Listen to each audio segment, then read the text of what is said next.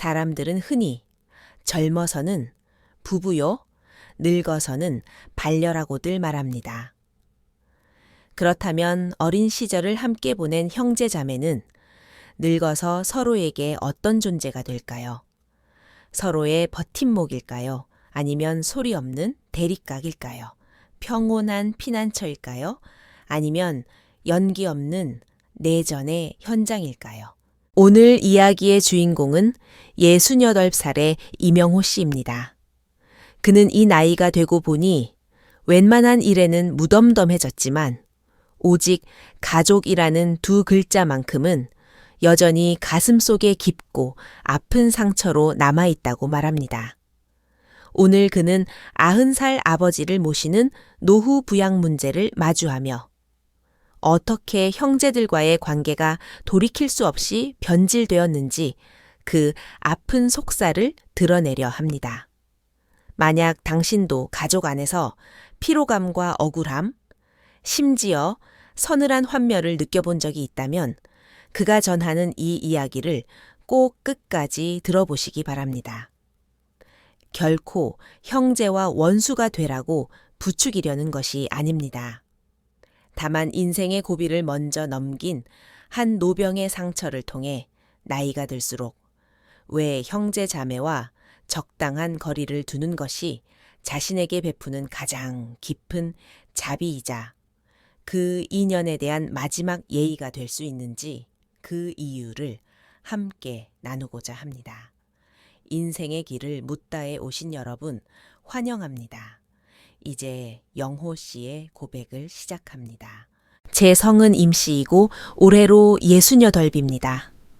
부끄러운 고백이지만 저는 퇴직만 하면 우리 집안이 조금 더 화목해질 줄 알았습니다. 형제는 수족과 같다거나 형제들이 마음을 합치면 못할 일이 없다는 옛말을 너무 믿었던 탓일까요? 나이가 들면 언젠가는 뒤를 돌아보며 그간 소원했던 우애도 다시 채워갈 날이 올 거라 믿었습니다. 더욱이 우리 사남매는 부산 자갈치 시장통에서 함께 자랐습니다.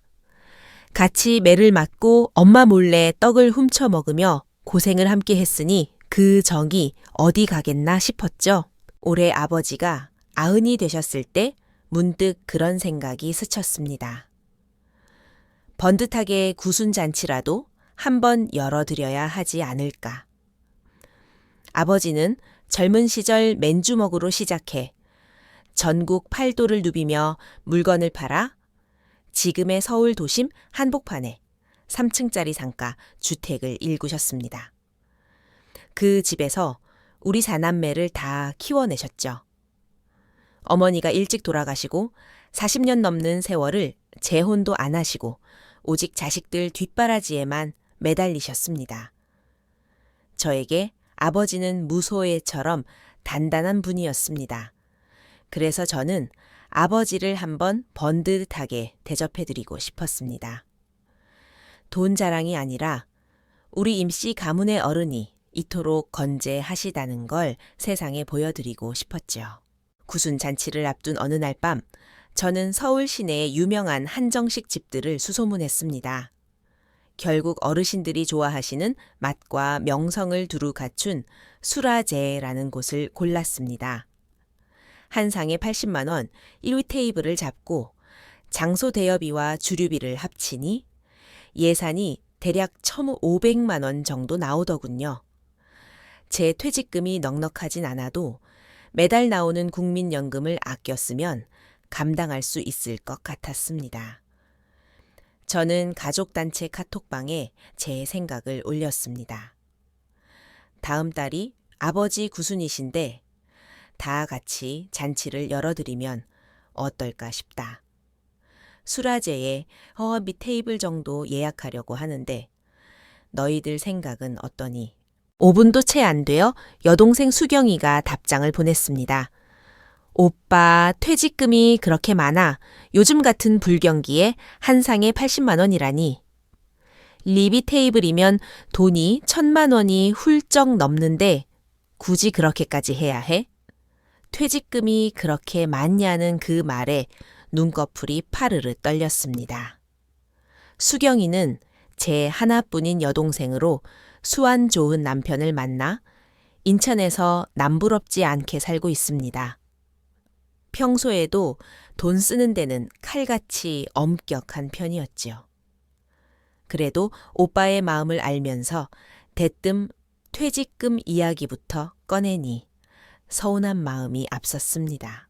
제가 막 설명을 하려는데 큰형 진우 형이 끼어들었습니다. 나는 영호 말이 맞다고 본다. 구순잔치는 평생에 단 한 번뿐인데 체면이 있지. 우리 임씨 집안이 어디 가서 없어 보이면 되겠냐. 우리 다들 제 앞가림하고 사는데 남들이 비웃게 놔둘 순 없지.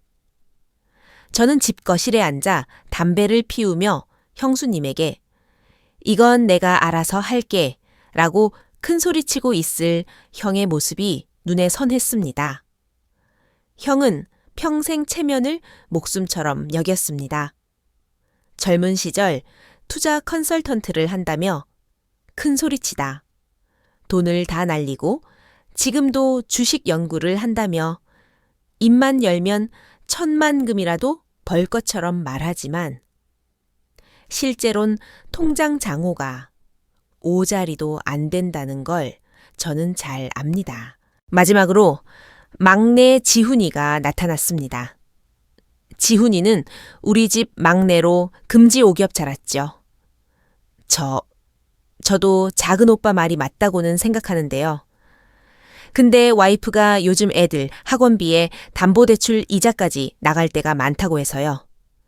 예산을 조금만 줄이면 안 될까요? 지훈이는 늘 말이 우물쭈물합니다. 지훈이가 와이프가 그러는데 라고 말문을 열면 그건 이미 결정된 사항이라는 뜻입니다. 그제야 깨달았습니다. 우리는 지금 아버지의 구순잔치를 논의하는 게 아니라 말로 내뱉지 않은 비용 협상을 하는 중이라는 걸요. 치밀어 오르는 화를 억누르며 저는 답장을 보냈습니다. 돈 문제는 내가 알아서 하마. 너희들은 그저 몸만 와서 아버지를 기쁘게 해드려라. 마음이 중요한 거지. 그러자 카톡방에는 좋아요, 이모티콘 몇 개가 올라올 뿐 누구도 더는 말이 없었습니다. 휴대폰을 내려놓고 베란다 등나무 의자에 앉아 밤하늘을 올려다보았습니다. 11월의 찬바람이 목덜미를 스치더군요.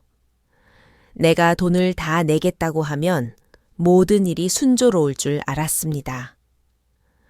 내가 조금 더 짊어지면 형제들 사이에 평화가 올 거라 믿었습니다. 하지만 그 잔치가 우리 가족 밑바닥에 숨겨진 거대한 균열을 폭발시키는 도화선이 될 줄은 꿈에도 몰랐습니다. 저는 그저 아버지를 기쁘게 해드리고 싶었을 뿐인데 말입니다. 뭐라고 너한테도 몫이 있다고. 형의 목소리가 8옥타브까지 치솟으며 연 회장 안이 찬물을 끼얹은 듯 조용해졌습니다. 지훈이 처인 재수 씨가 허리를 꼿꼿이 펴고 차분하지만 날카로운 어조로 대꾸했습니다. 법적으로 말씀드리는 거예요. 지훈 씨도 아버님 아들이고 상속권이 있는데 그게 뭐가 잘못됐나요? 형이 자리에서 일어나 재수 씨의 코앞에 삿대질을 했습니다. 너 우리 이임 씨 집안에 시집 온 지 얼마 됐다고 그래. 우리 지훈이 챙겨주고 애 낳을 때 산후조리까지 다 해준 게 누군데 이제 와서 법을 따져 법대로 하고 싶으면 우리 집안 가풍부터 알아보고 와. 여자는 남자들 일에 끼어드는 거 아니다. 재수 씨도 물러서지 않고 비웃음을 날렸습니다. 가풍요 이 건물, 아버님 명의지 형님 명의 아니잖아요. 법 안 무서우시면 저희도 안 무서워요. 그러자 수경이가 탁자를 내리치며 일어났습니다. 가풍 같은 소리 그만해요. 오빠는 제사 핑계로 이 집 독차지하고 싶겠지만 우린 노후 자금이 급해요. 아버님 버젓이 살아계시는데 재산 분할이라니 형님은 정말 효자인 거예요. 아니면 재산 빨리 처분하고 싶은 거예요. 아버지의 얼굴이 눈에 띄게 창백해졌습니다. 입술을 달싹이며 무언가 말씀하시려 했지만 목소리는 목구멍에 걸린 듯 나오지 않았습니다.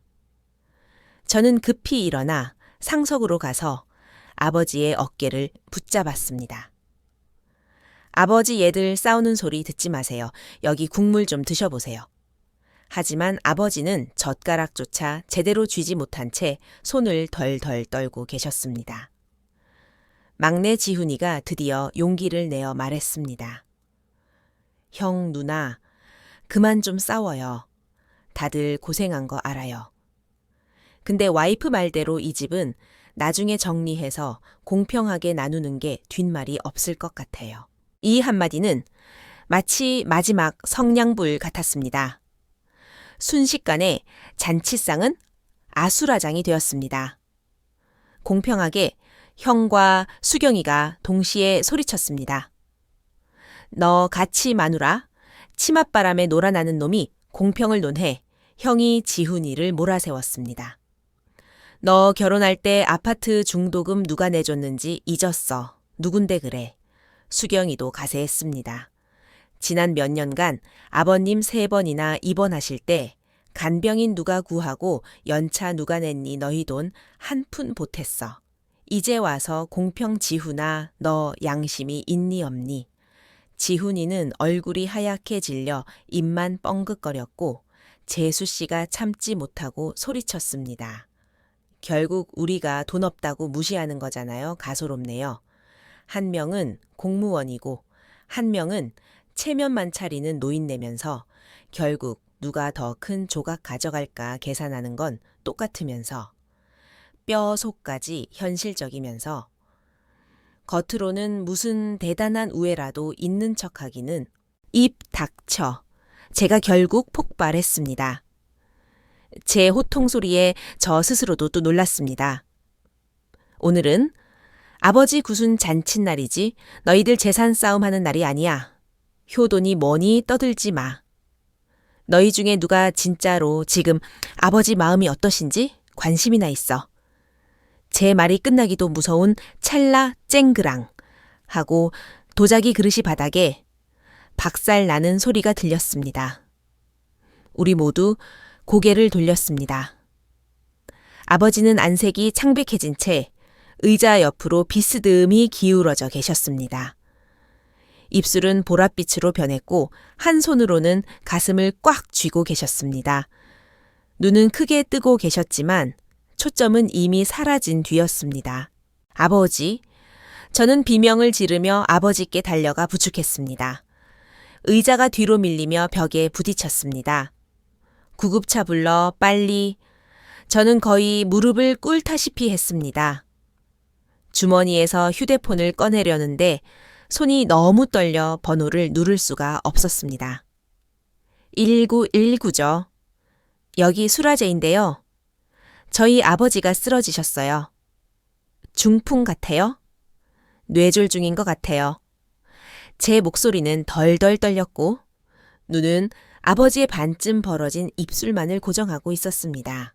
방금까지 시끄럽던 연회장은 마치 정지 버튼을 누른 듯 고요해졌습니다. 시끌벅적하던 소음도 민망한 다툼도 비아냥거리는 소리도 모두 사라졌습니다. 오직 제 귓가에 들리는 구급대원의 목소리만이 구급차 파견했습니다.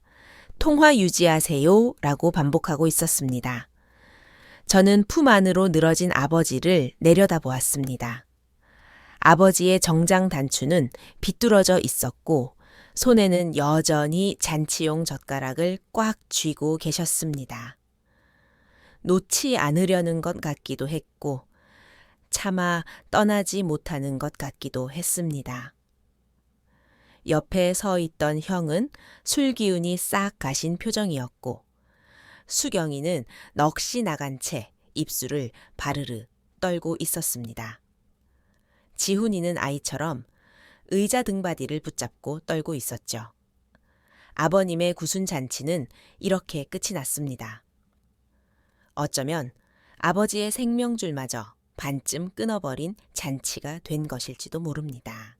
구급차가 도착하고 붉은 경광등이 번쩍이자 눈이 시리도록 아파왔습니다. 저는 구급차 안에 앉아 한 손으로는 아버지의 어깨를 지탱하고 다른 한 손으로는 아버지의 차디찬 손을 꼭 쥐었습니다. 응급대원이 산소 마스크를 씌우고 심전도를 붙이는 동안 제 머릿속은 지지직거리는 고물TV처럼 아무런 생각이 나지 않았습니다. 뒤따라오는 형제들이 있는지조차 알 수 없었습니다.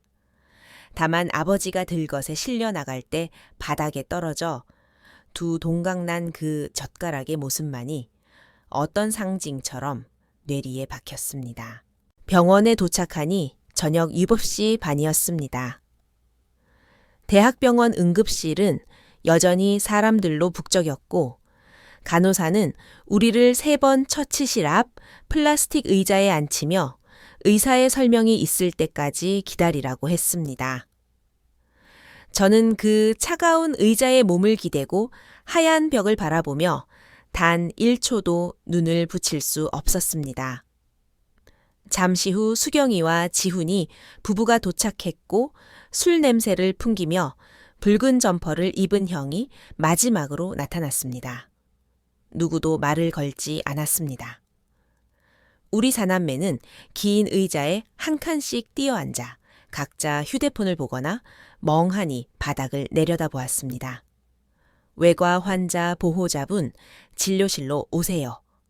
라는 방송소리가 울음소리보다 더 날카롭게 귀를 찔렀습니다. 얼마나 앉아 있었을까요?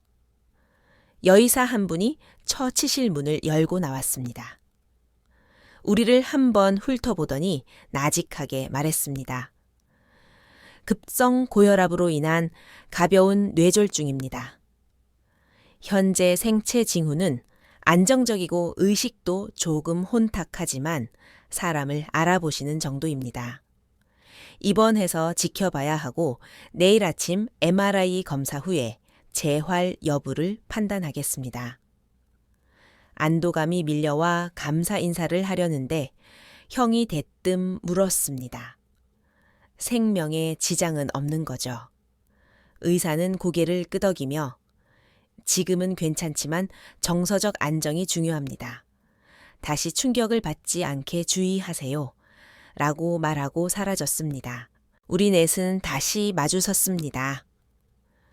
형은 습관처럼 담배를 꺼내 물려다 간호사의 제지에 투덜대며 집어넣었습니다. 수경이는 가방을 무릎 위에 올린 채 묵묵부답이었고 지훈이는 저를 보며 무언가 말하려다 머리만 긁적였습니다. 일단 들어가서 옷들 좀 갈아입고 와라. 내가 지키고 있을게. 제 목소리가 텅 빈 것처럼 공허하게 울렸습니다. 내일 얘기하자. 형은 아무 일 없었다는 듯 손을 내저으며 돌아섰습니다. 그렇게 우리 사남매는 처음으로 나란히 앉아 싸우지도 말하지도 않은 채 시간을 보냈습니다. 하얀 벽을 보며 병실 문 위에 붉은 진료 중 표시 등을 보며 저는 생각했습니다. 우리는 언제부터 이렇게 된 걸까? 어린 시절 형은 식탁에 하나뿐인 계란 후라이를 제게 밀어주며 너 더 커야지 라고 말했었습니다. 수경이는 첫 알바로 번 돈으로 제 생일 선물을 사오고는 경품에 당첨된 거라고 거짓말을 했었죠. 지훈이는 6살 때 제 꽁무니만 졸졸 따라다니던 사탕 같은 아이였습니다. 우리도 분명 번듯한 가족이었던 때가 있었습니다. 하지만 언제부턴가 집은 전쟁터가 되었습니다. 우리는 저녁 식사를 나누는 대신 누가 더 많이 냈는지를 계산했고 명절에 모이는 대신 카톡방에서 감정을 배설했습니다. 꿈을 이야기하는 대신 누구에게 부양 책임을 떠넘길지 유산은 어떻게 나눌지를 따지게 되었습니다. 문득 온몸에 소름이 돋았습니다. 날씨가 추워서가 아니라 마음이 냉장고 속에 들어앉은 듯 시렸습니다. 지훈이가 갑자기 말을 꺼냈습니다. 형, 아버지 병원비는 어떻게 할까요? 미리 상의 좀 해야 할 것 같은데. 재수 씨도 옆에서 거들었습니다. 간병비에 입원비가 만만치 않잖아요. 장기전이 될 수도 있는데 저는 그들을 바라보았습니다. 평온한 표정으로 아무런 대답도 하지 않았습니다. 그 순간 깨달았기 때문입니다. 어떤 질문은 답할 필요가 없습니다. 이미 공기 중에 답이 다 적혀 있었으니까요. 이건 사고가 아니라 정산이었습니다. 오늘의 잔치는 축하의 자리가 아니라 가족의 분수령이었습니다.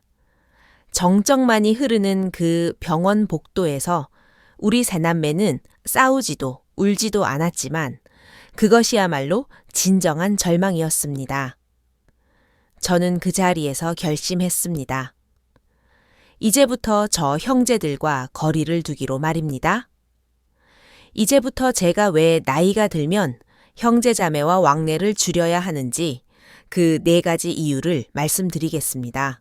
첫 번째 이유, 돈은 혈육이라는 가면을 벗기는 가장 투명한 거울입니다.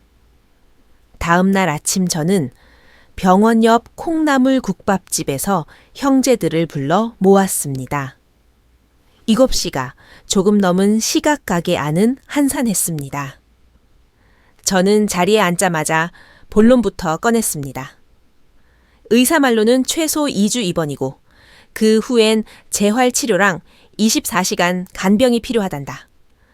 병원비, 식비, 간병비 다 합치면 한 달에 육과액이 700만 원은 좋게 깨질 거야.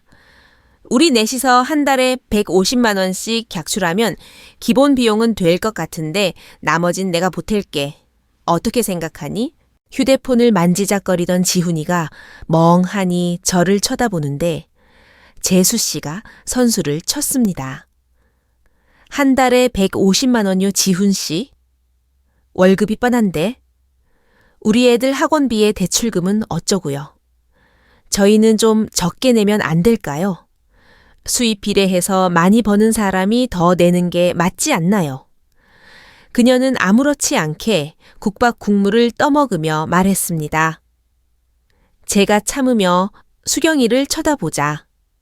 수경이는 악어 가죽 가방에서 작은 수첩 하나를 꺼냈습니다. 오빠, 내가 치사해서 이런 말 안 하려고 했는데 이거 지난 10년 동안 내가 아버지한테 쓴 돈이야. 그녀는 수첩을 넘기며 말했습니다. 95년도에 대학병원 입원했을 때 200만 원. 내가 냈고 97년도에 간병인 비용 보탠 거. 배 1년도에 무릎 수술 때 매주 침 맞으러 모시고 다닌 거. 다 합치면 4천만 원이 넘어. 난 할 만큼 했어. 저는 멍해졌습니다. 수경이는 이미 준비를 해온 것이었습니다. 의견을 묻는 게 아니라 과거의 빚을 청산하러 온 기세였죠.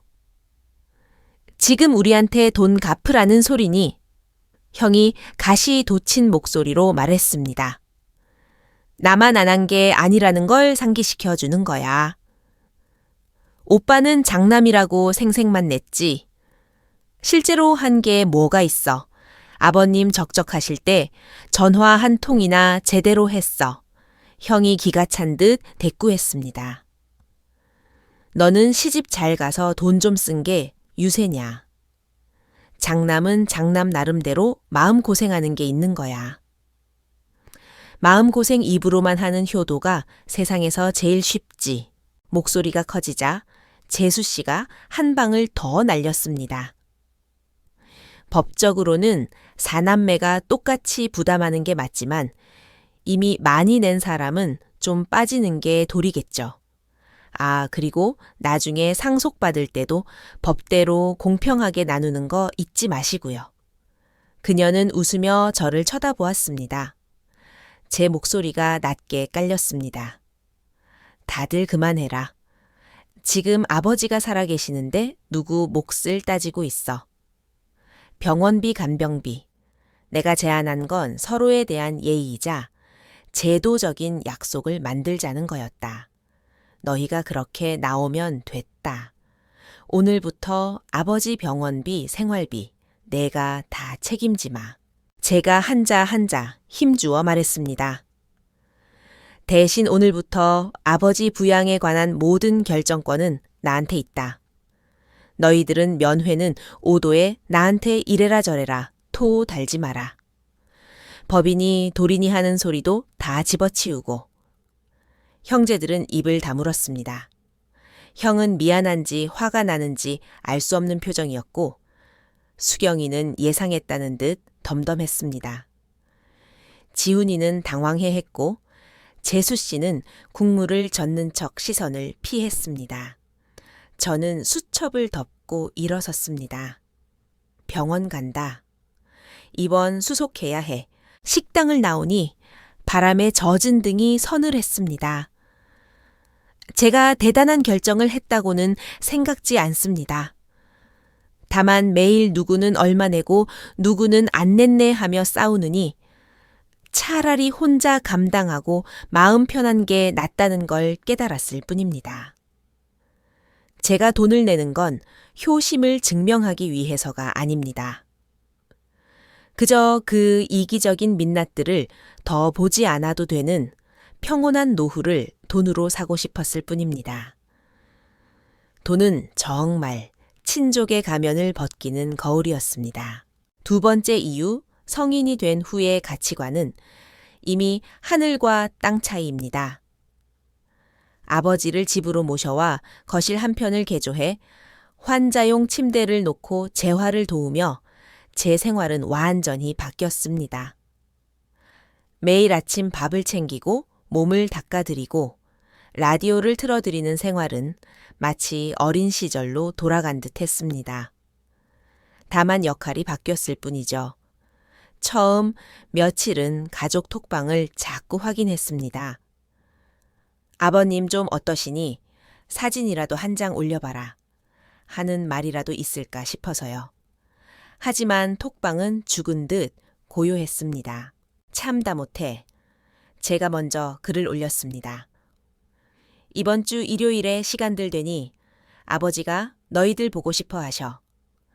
말씀은 좀 어눌해도 사람 다 알아보신다. 읽은 표시는 금방 사라졌지만 답장은 없었습니다. 다음 날 아침 수경이가 인천 앞바다 사진 2장을 올리며 시아버님 모시고 바람 쐬러 왔어 라고 짧게 답한 게 전부였습니다. 가슴 한 구석이 덜컥 내려앉더군요. 그들은 시간이 없는 게 아니라 오고 싶지 않은 것이었습니다. 어느 날 오후 수경이에게 전화가 왔습니다. 오빠 요즘 간병보험 좋은 거 나왔는데 들어볼래? 오빠 같은 상황에 딱이야. 저는 수경이가 드디어 저를 걱정해 주는 줄 알았습니다. 하지만 15분 내내 보험 상품 이야기뿐이었습니다. 지금 아버지 부양비로도 벅차다고 했더니 수경이 목소리가 금방 싸늘해지더군요. 그래, 그럼 관둬. 어차피 오빠가 그렇게 고생해봤자 나중에 법대로 나누면 다 똑같아. 쓸데없는 고생하지 마. 기가 막혔습니다. 우리는 이제 같은 형제가 아니라 너무나 다른 세상에 사는 타인이 되어버린 겁니다. 지훈이도 마찬가지였습니다. 한 번은 자기네 집 소파를 바꿨다며 헌 소파를 가져가겠냐고 묻더군요. 필요 없었지만 막내 마음인가 싶어 알겠다고 했습니다. 그런데 배달된 소파는 우리 집 원래 것보다 더 낡고 다 꺼진 물건이었습니다. 지훈이는 형 이게 빈티지하고 좋잖아 라며 웃더군요. 그 낡은 소파에 앉아 TV를 보는데 참담한 기분이 들었습니다. 예전엔 같이 성묘도 가고 아버지 친구분 상가집도 같이 지키고 소주 한 잔 기울이며 어린 시절 이야기를 하곤 했습니다. 그런데 지금은 같은 상에 앉아 있는 것조차 어색합니다. 정치를 이야기하면 싸우고 자식 자랑을 하면 질투하고 건강 관리를 말하면 비웃습니다. 우리는 이제 같은 자궁에서 태어났을 뿐, 삶의 궤적도 가치관도 완전히 다른 존재가 되었습니다. 억지로 붙어 있으려 하면 전압이 맞지 않는 콘센트처럼 스파크가 튀고 결국 집 전체를 태워버릴 뿐입니다.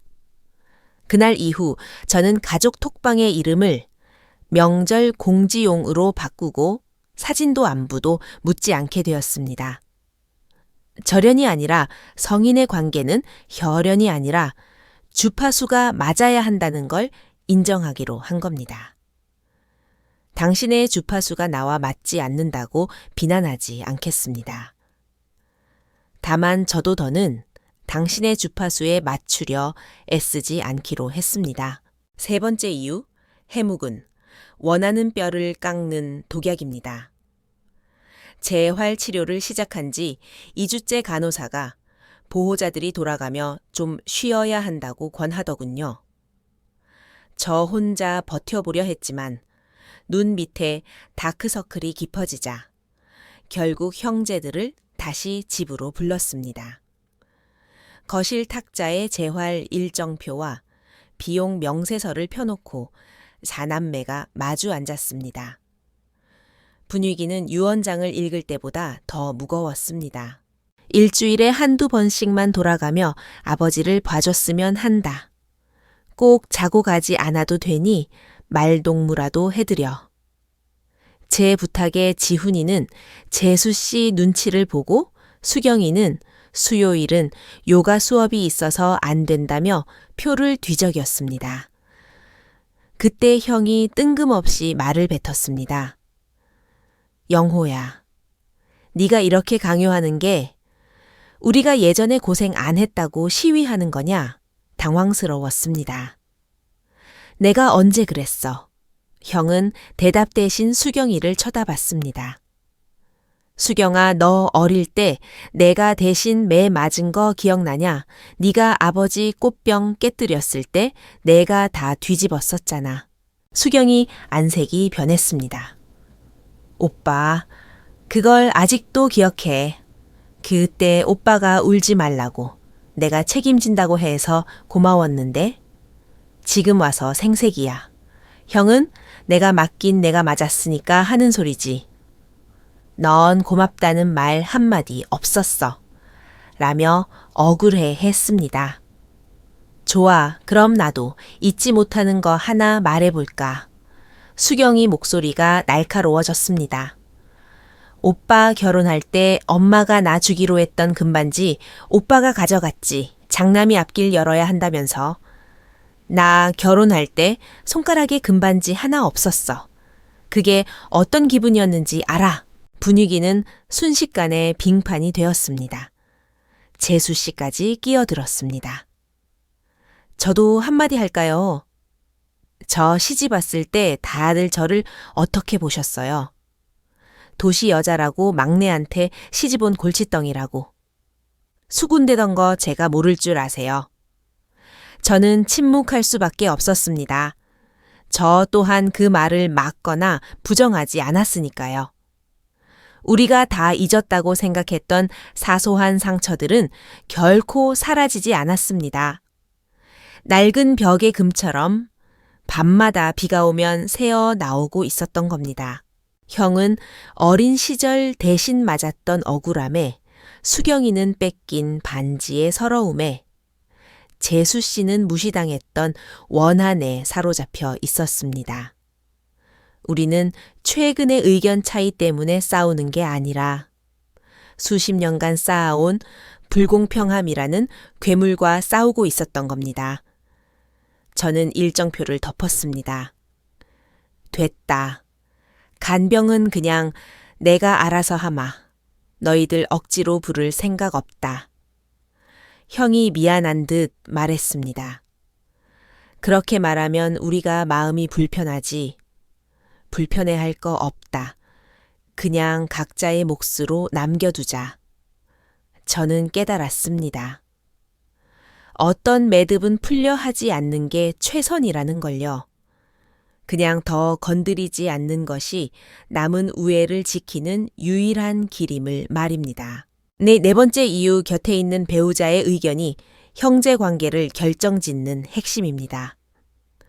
곰곰이 생각해보니 우리 4남매의 균열은 각자 결혼을 하면서부터 시작되었습니다.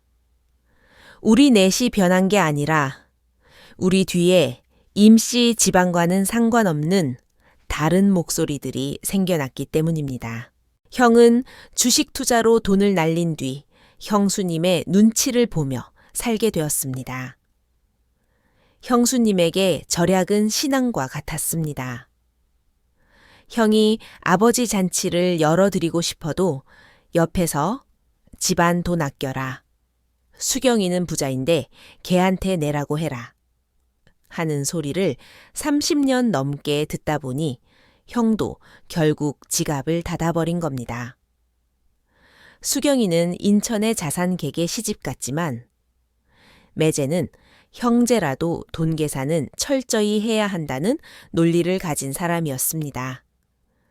수경이가 처음엔 아버지께 용돈도 드리고 병원도 챙겼지만 남편의 눈치를 보느라 점점 계산적인 사람이 되어버린 것이죠.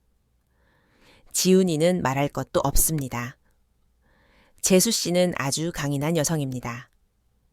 지훈이의 모든 말은 재수 씨의 지령이나 다름없었습니다. 지훈 씨는 막내니까 손해보지 마라. 법대로 해라 하는 소리를 듣고 자란 지훈이는 더 이상 그 착하던 동생이 아니었습니다. 저는 지금 형제들과 싸우는 게 아니라 형수님의 절약 철학과 매제의 재무 시스템과 재수 씨의 방어 기제와 싸우고 있었던 겁니다. 이건 도무지 해결될 수 없는 고차방 정식이었습니다. 각자의 가정, 각자의 입장, 각자의 장부가 한 테이블 위에서 충돌하고 있으니 정답이 나올 리가 없죠.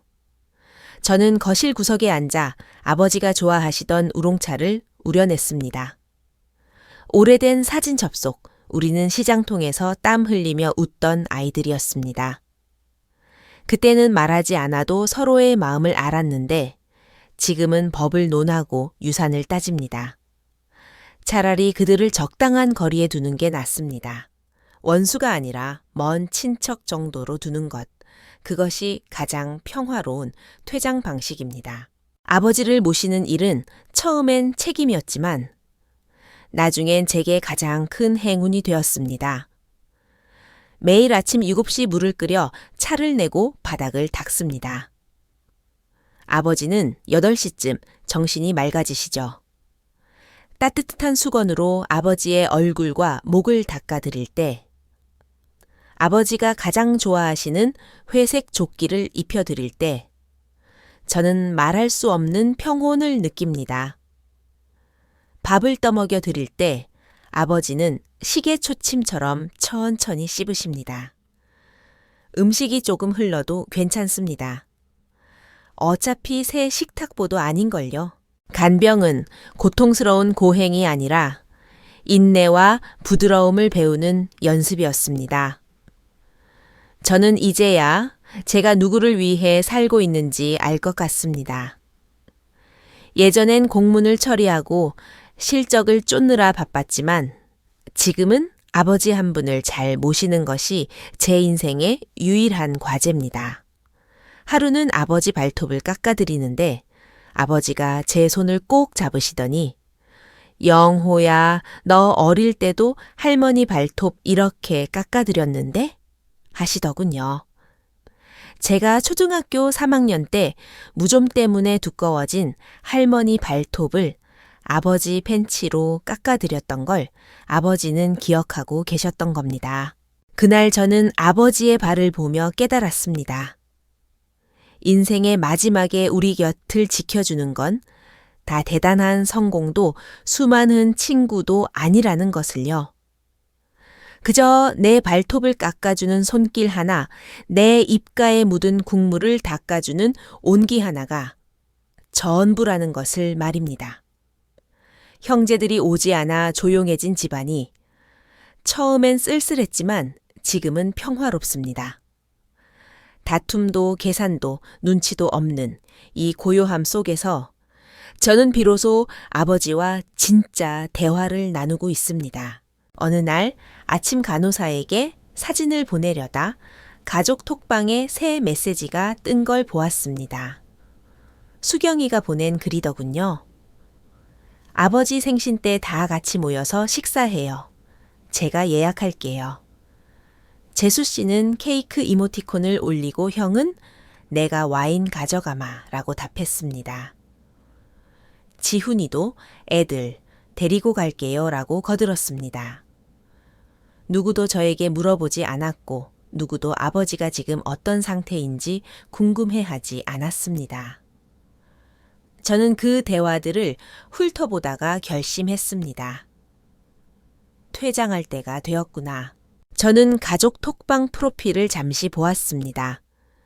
7, 8년 전 찍은 가족 사진 속 우리는 억지로 미소를 짓고 있었습니다.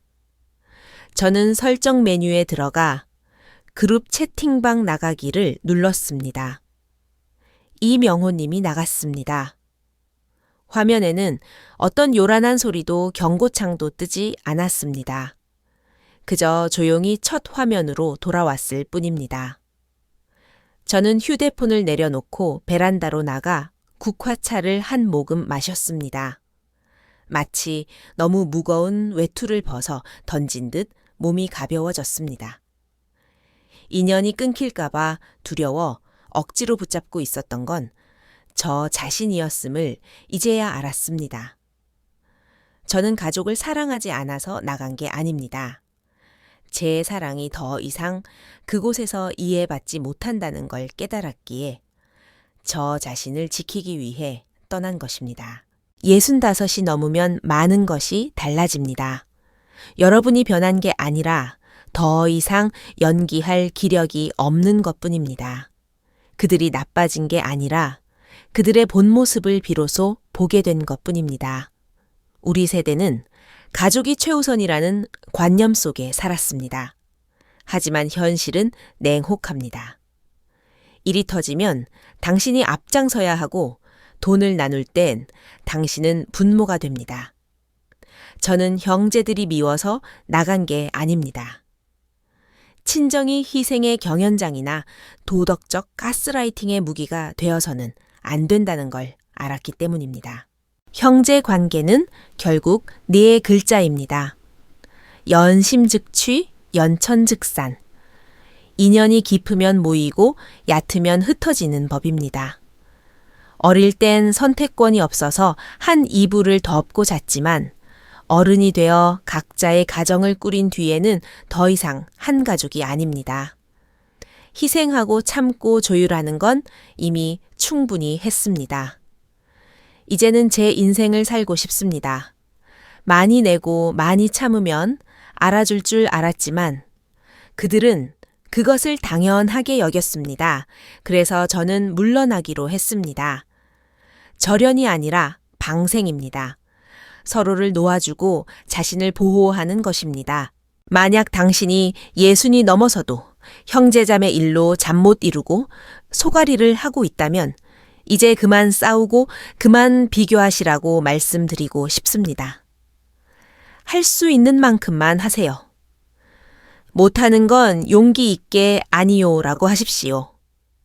당신은 그들의 인출기도 감정 쓰레기통도 아닙니다. 당신은 이제야 자신의 삶을 살기 시작한 한 노인일 뿐입니다. 우리는 평생 남을 위해 우산을 받쳐주며 살았습니다. 이제는 비바람을 막아줄 나만의 우산을 펼칠 때입니다. 나이가 들어 형제와 거리를 두는 것, 그것은 결코 비정한 일이 아닙니다. 오히려 남은 인연을 아름답게 갈무리하는 마지막 지혜입니다. 여러분의 생각은 어떠신가요? 여러분도 형제들과의 관계에서 서운함이나 환멸을 느껴본 적이 있으신가요? 아니면 그래도 끝까지 붙잡아야 한다고 믿으시나요? 여러분의 소중한 경험과 생각을 댓글로 들려주세요. 당신의 한마디가 누군가에게는 커다란 위로와 출구가 될 수 있습니다. 오늘 이야기가 마음에 닿았다면 구독과 공유로 따뜻한 마음을 나누어 주세요. 여러분의 평온한 노후를 응원합니다.